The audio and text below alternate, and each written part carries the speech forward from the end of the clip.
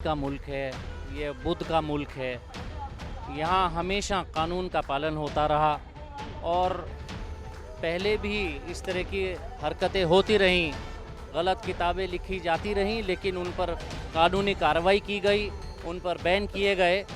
हमारी एक सीधी सी मांग है कि जिस शख्स ने ये जुर्रत की उसके खिलाफ कानूनी कार्रवाई हो। एक चीज़ आपसे जानना चाहूँगा, सनराइज ऑफ अयोध्या को लेकर भी काफ़ी कंट्रोवर्सी हुई, जो कि किताब लिखी है कांग्रेस के वरिष्ठ नेता ने। कोर्ट का कहना है, दिल्ली हाई कोर्ट ने कहा है कि भाई आप ऐसी चीज़ें मत पढ़िए जिससे भावनाएं भावनाएं आहत होती हो। तो उसको लेकर क्या कहेंगे? भाई आप लोग भी ऐसी किताबें मत पढ़िए कि जिससे भावनाएं आहत होती हैं। दिल्ली हाई कोर्ट ने कहा है। लायक नहीं है किसी की मजहब के बारे में इतनी बुरी बुरी बातें पहले कभी नहीं कही गई हैं, किसी के भी मजहब के बारे में। मुसलमान यहाँ का दूसरों के मजहब का सबका सम्मान करता है। ऐसे लोग नहीं हैं कि दूसरों को गालियाँ देंगे, लेकिन उसके बाद भी अगर उन्हें इस तरीके की गालियाँ मिल रही हैं, उनके मजहब के, उनके पैगंबर के बारे में, हमारे नबी के बारे में इस तरीके की बातें हो रही हैं, तो ये चीज़ें बर्दाश्त करने के लायक नहीं है। मंगलौर में इस समय प्रोटेस्ट चल रहा है वसीम रिजवी की एक किताब को लेकर। मोहम्मद और प्रोटेस्ट में यहाँ पर पहुंचे हैं काजी निजामुद्दीन, जो कि मंगलौर से विधायक हैं। सर, किस तरीके से देख रहे हैं? भाई किताब है जो लिखी गई है, क्या कहेंगे? ये गांधी का मुल्क है, ये बुद्ध का मुल्क है। यहाँ हमेशा कानून का पालन होता रहा और पहले भी इस तरह की हरकतें होती रहीं, गलत किताबें लिखी जाती रहीं, लेकिन उन पर कानूनी कार्रवाई की गई, उन पर बैन किए गए। हमारी एक सीधी सी मांग है कि जिस शख्स ने ये जुर्रत की उसके खिलाफ कानूनी कार्रवाई हो, उसको ज़रूरी जो कानून है उनके तहत गिरफ्तार किया जाए और जो किताब उसने लिखी उसको बैन किया जाए। इस मांग के साथ आज हम सब लोग यहाँ पर मौजूद हैं। मैं एक चीज़ आपसे जानना चाहूँगा, सनराइज ऑफ अयोध्या को लेकर भी काफ़ी कंट्रोवर्सी हुई, जो कि किताब लिखी है कांग्रेस के वरिष्ठ नेता ने। कोर्ट का कहना है, दिल्ली हाई कोर्ट ने कहा है कि भाई आप ऐसी चीज़ें मत पढ़िए जिससे भावनाएं भावनाएं आहत होती हो। तो उसको लेकर क्या कहेंगे? भाई आप लोग भी ऐसी किताबें मत पढ़िए कि जिससे भावनाएं आहत होती हैं। दिल्ली हाई कोर्ट ने कहा है। हाई कोर्ट ने कहा है, हाई कोर्ट के कहने का सम्मान, लेकिन जो फाइनल वर्डिक्ट होता है वो सुप्रीम कोर्ट का होता है। रहा सवाल, कोई पढ़ने को नहीं कह रहा, तो कोई अगर एक बात गलत कह दे तो इसके मायने नहीं है कि दूसरी भी गलत कही जाए।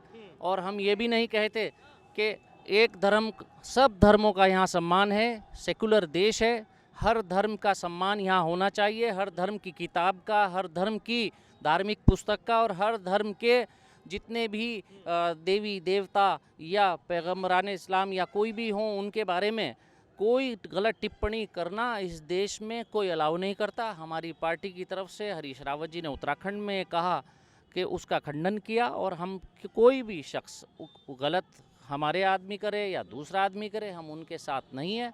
और रहा सवाल, गलती अगर एक बार हुई और उसको कानूनी कार्रवाई उसके खिलाफ नहीं हुई तो ये गलतियां बार बार होती रहेंगी और वो गलतियां अगर बार बार होती रहीं तो फिर बदअमनी फैलती है। तो लिहाजा सरकार को चाहिए कि जो कोई शख्स अगर बदअमनी की बात करे उसके खिलाफ उचित कानूनी कार्रवाई करे। एक सवाल और आपसे पूछना चाहूँगा, क्या ये सही नहीं होता कि आप लोगों को अवेयर करते कि भाई ऐसी किताबों से दूर रहें जिससे भावनाएं भड़काई जाती हैं लोगों की या भड़क जाती हैं? तो ऐसी इस प्रोटेस्ट की जगह आप लोगों को अवेयर करने का प्रोटेस्ट अगर चलाते तो कितना बेहतर होता। क्या सोचते हैं आप इस विषय में?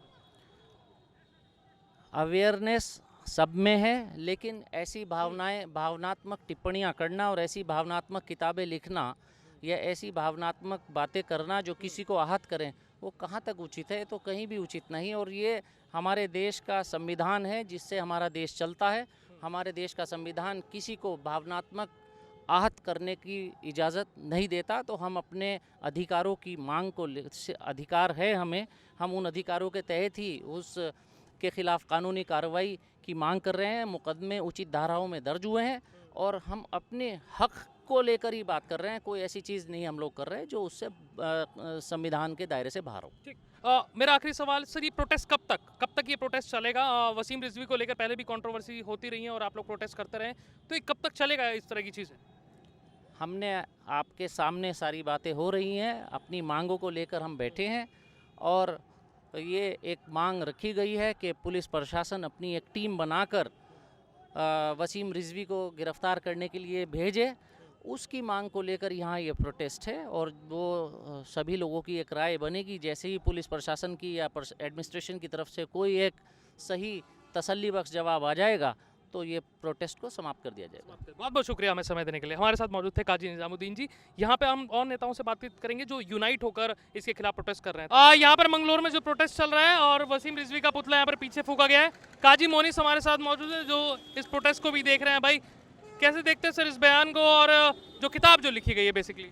देखिए, किताब तो ना पढ़ी है ना पढ़नी चाहिए, उसकी 2 लाइनें भी पढ़ने के लायक नहीं है। किसी की मजहब के बारे में इतनी बुरी बुरी बातें पहले कभी नहीं कही गई हैं, किसी के भी मजहब के बारे में। मुसलमान यहाँ का दूसरों के मजहब का सबका सम्मान करता है। ऐसे लोग नहीं हैं कि दूसरों को गालियाँ देंगे, लेकिन उसके बाद भी अगर उन्हें इस तरीके की गालियाँ मिल रही हैं, उनके मजहब के, उनके पैगंबर के बारे में, हमारे नबी के बारे में इस तरीके की बातें हो रही हैं, तो ये चीज़ें बर्दाश्त करने के लायक नहीं है।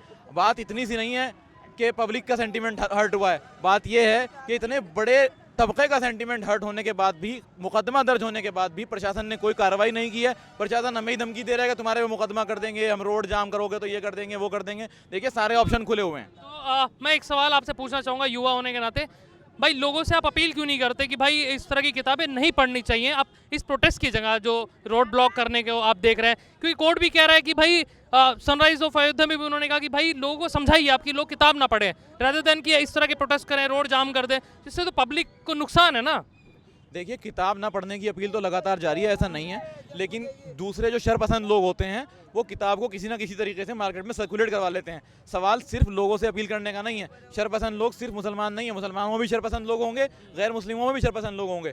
तो ये बात इतनी सी है कि अगर दूसरे ही लोग, यानी दूसरे तबके के लोग भी उस किताब को पढ़ेंगे, सर्कुलेट करेंगे, तो एक मुसलमानों के पैगंबर नबी करीम जो सबके पैगंबर हैं, उनकी छवि, उनकी इमेज उनके दिमागों में तो खराब जाएगी। कल को हिंदू मुस्लिम फसाद होंगे, सरकार इसको रोकने की बात नहीं कर रही है।